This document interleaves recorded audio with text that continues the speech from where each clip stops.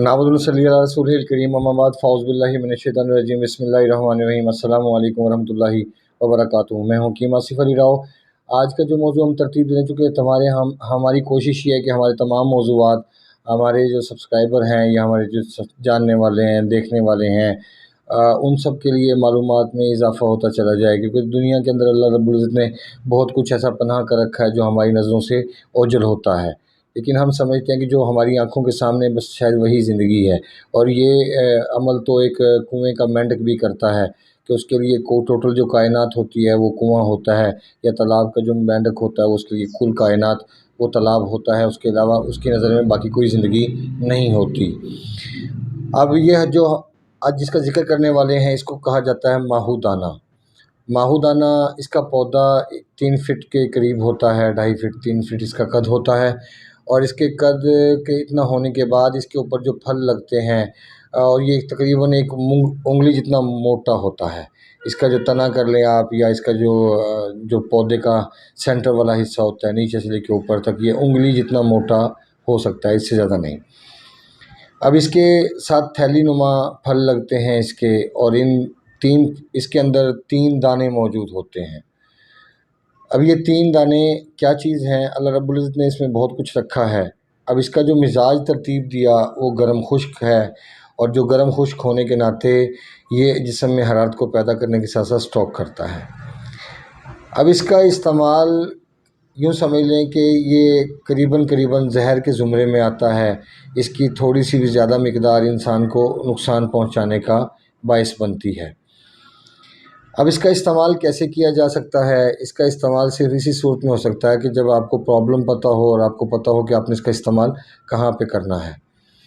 अगर इसका बदल देखें तो इसका बदल जमाल घोटा भी तस्वर किया जाता है, क्योंकि इसने भी जिगर की एक्टिव करके वहाँ की तमाम गलाज़त को निकालना है, और इसी तरह जो जमाल घोटा है उसने भी यही काम करना होता है।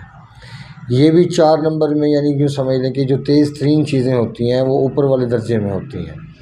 जैसे कि हम किसी चीज़ का हम तनासब तय करते हैं 1 नंबर, 2 नंबर, 3 नंबर, 4 नंबर।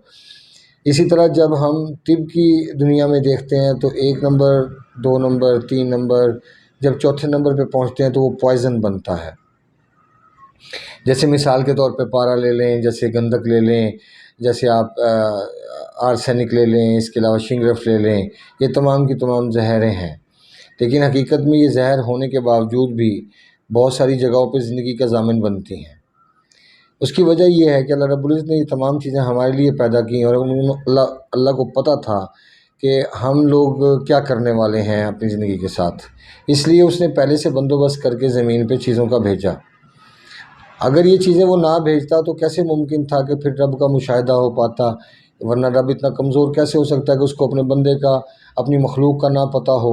या उस बादशाह की कोई ज़िंदगी है कि जिसका, या उसको तसव्वुर किया जा सकता है बादशाह कि जिसको अपनी रियाया का पता ना हो कि उसके हालात क्या हैं? जैसे हमारे आजकल के हुक्मरान ले लें, ये भी आपके सामने मौजूद हैं। बहरकैफ़ माहूदाने का इस्तेमाल उस वक़्त इस्तेमाल हो सकता है जब हमारे जिस्म में हरारत की कमी मौजूद हो। अब ये दिल को एक्टिव करने का बाइस बनता है किस हवाले से? जब आपके जिस्म में खुश्की ज़्यादा हो और हरारत कम हो, और खुश्की की वजह से आपका मस्कुलर सिस्टम शदीद दबाव में चला जाए, तो इसके इस्तेमाल करने से आपके एपिथेलियल सिस्टम पे दबाव बढ़ेगा, जिससे आपके मस्कुलर सिस्टम का दबाव कम होगा। तो ये बुनियादी तौर पे आपके मस्कुलर सिस्टम को सुकून में लेके जाएगा, वहाँ पे तहलील पैदा कर देगा। जब आपका मस्कुलर सिस्टम शदीद दबाव में होगा तो इसका इस्तेमाल मस्कुलर सिस्टम के दबाव को कम करने की सलाहियत रखता है। जब आपका मस्कुलर सिस्टम का दबाव कम होगा तो आपको रिलैक्सेशन फील होगी, सुकून का एहसास होगा, क्योंकि खुश्की इंसान में सुकून पैदा नहीं करती बल्कि दिल के दबाव को बढ़ा के उल्टा बेचैन कर देती है। फिर इसी तरह इसको बलगमी कंडीशन में भी इस्तेमाल किया जा सकता है। कैसे?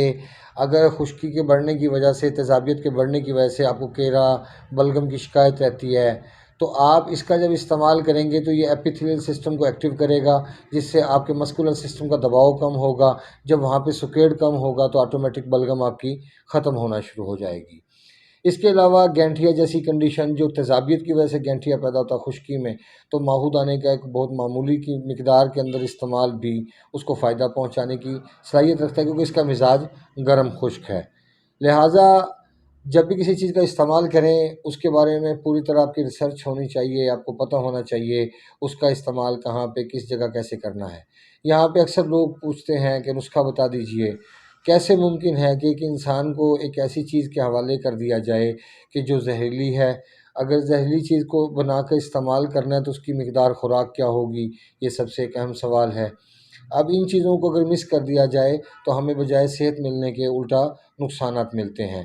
لہٰذا یہ ماہو دانہ قریب بسم ہے، یعنی یوں سمجھ لیں کہ یہ اگر اس کی تھوڑی سی بھی زیادہ مقدار لی جائے تو یہ موت کا سامان بن سکتا ہے، بنتا نہیں ہے، بن سکتا ہے۔ اب اس میں بھی ڈیفائن کرنے کی ضرورت ہے کہ بن سکتا ہے کیوں بن سکتا ہے، کہ آپ نے اس کی جو ڈوز ترتیب دینی تھی اس ڈوز سے زیادہ آپ نے اس چیز کا استعمال کروا دیا، لہٰذا وہ نقصان کا باعث بھی بن سکتا ہے۔ لہٰذا اسی چیزوں کے بارے میں استعمال کرنے سے پہلے سوچیے۔ دنیا میں ہر چیز کا فائدہ اور نقصان ہوتا ہے، یاد رکھیں جیسے چھلکا ہے، یہ کوئی بے ضرر چیز ہے، لیکن جہاں اس کی ضرورت نہیں ہے وہاں نقصان ہوگا۔ اب جیسے کھجور ہے، بہترین چیز ہے، لیکن جہاں اس کا استعمال کرنا ہے وہ کون سی جگہ ہے؟ وہ صرف ایک معالج طے کر سکتا ہے۔ جیسے خشکی بڑھ جاتی ہے تب اس کا استعمال سب سے بہترین ہے، کیونکہ اللہ کے رسول کا حکم ہے، فرمان اس کے بارے میں، کھجور زہروں کا تریاک ہے۔ جب زہروں کا تریاک ہے تو اس کا مطلب یہ ہے کہ ایک زہر کا نہیں، کچھ 2 زہروں 3 زہروں کا تریاک ہے۔